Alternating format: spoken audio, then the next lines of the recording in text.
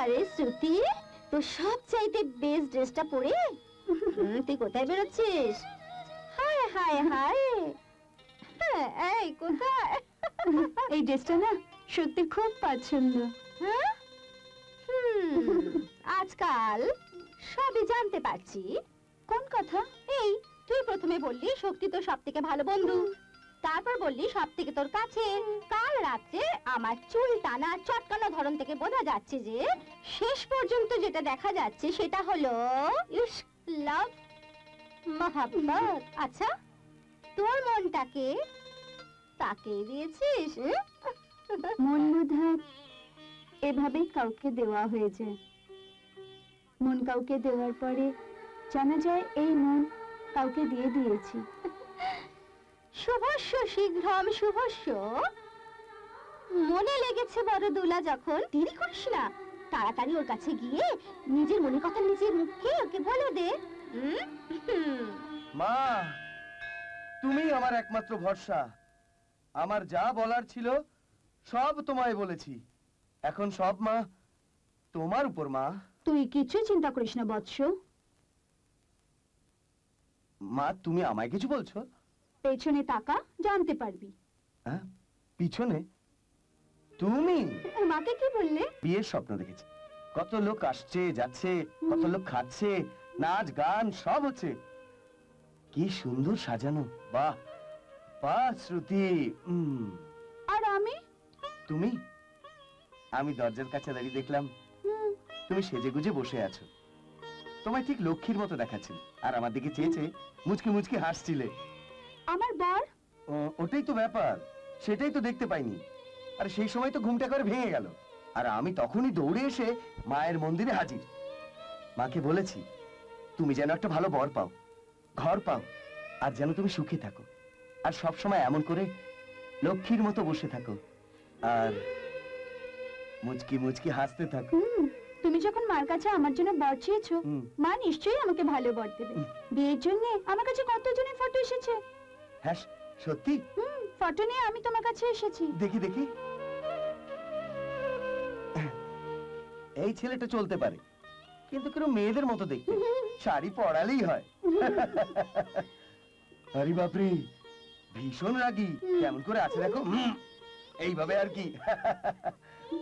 আরে বাপরে, একে তো চোরের মতো দেখাচ্ছে। চোর কোথাকার, কোনোটাই চলবে না। তাই আমি যাকে পছন্দ করেছি তার ফটো আমি আলাদা করে রেখেছি। কই দেখি। চোখ বন্ধ করো।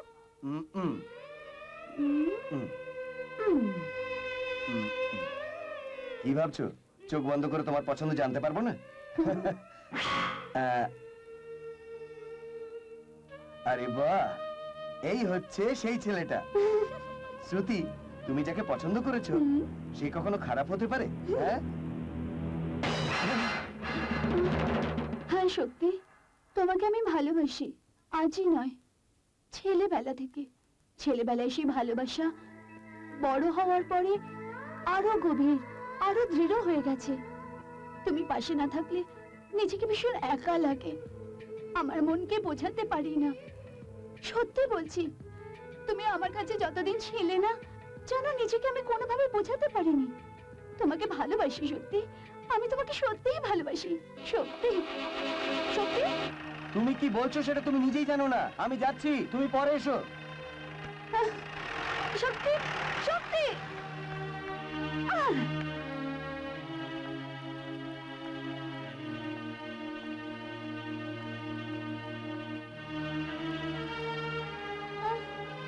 Stop! Stop! Lift, please!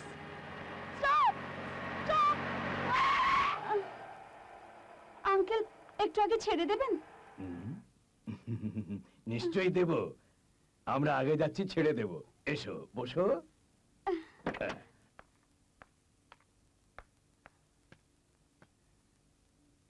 আপনাকে অনেক ধন্যবাদ। ধন্যবাদের দরকার নেই, গাড়ি চালা। একা একটা মেয়ে নির্জন রাস্তা দিয়ে কোথায় গিয়েছিলে? বেড়াতে? মন্দিরে গিয়েছিলাম, এখন ফিরছি। আমাদের বাড়ি এই গ্রামে, আগে ছেড়ে দিলে যেতে পারবো। এই গ্রামের মেয়ে? কই, আগে তো দেখিনি। তুমি কার মেয়ে?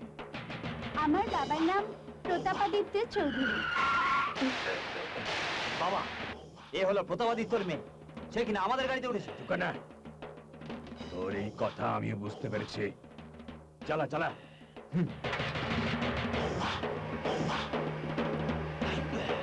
বাবাকে আপনি চেনেন নাকি? চিনি মানে আমাদের দুজনের মধ্যে রক্তের সম্পর্ক। রক্তের সম্পর্ক?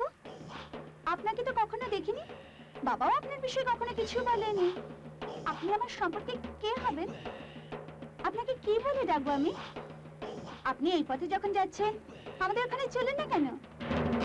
ধীরে ধীরে, একদিনই সব প্রশ্নের উত্তর তুমি জেনে নিতে চাও?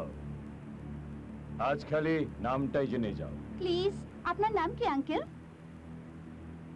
শ্রীযুক্ত চম্পক রায়। এই, ব্রেক মারলি কেন বে? চালা। শুনতে পাচ্ছিস না? চালা। আমি আমি এখানেই নেমে যাচ্ছি। কোথায় যাবি তুই? যেখানে নিয়ে যাব আমি সেখানে যাবি তুই। সাপের গর্তে হাত ঢুকিয়ে দিলে সাপের ছোবল তো খেতেই হবে। বাবা, আমাকে মেরে ফেলবে বাবা।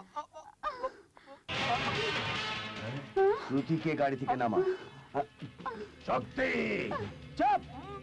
বেশি মেজাজ দেখালে তোর ছেলের গলাটা। নেমে এসো শ্রুতি। চল।